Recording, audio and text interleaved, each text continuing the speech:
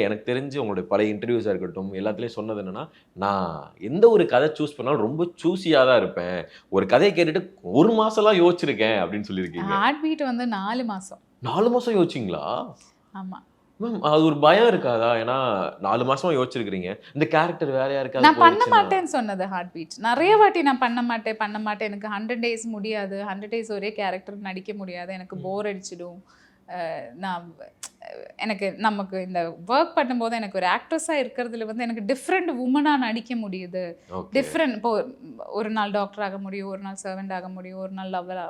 So நமக்குள்ள இருக்கிற emotions இல்ல நமக்கு தெரியாத பொண்ணுங்க, நமக்கு புடிச்ச பொண்ணுங்க, நமக்கு இன்ஸ்பயர் ஆன நெறைய பொண்ணுங்க சுத்தி இருப்பாங்க. ஸோ அவங்கள மாதிரி எல்லாம் கொஞ்சம் டைம் வாழலாங்கிற ஒரு எக்ஸைட்மெண்ட் தான் எனக்கு எப்பவும் நடிக்கிறதுல. ஓகே.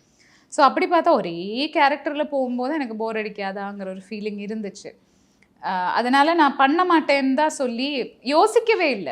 ஸ்ட்ரெய்ட் 4 மந்த்ஸ் பண்ண மாட்டேன், பண்ண மாட்டேன், பண்ண மாட்டேன்னு சொல்லி விட்டோம். ஓகே.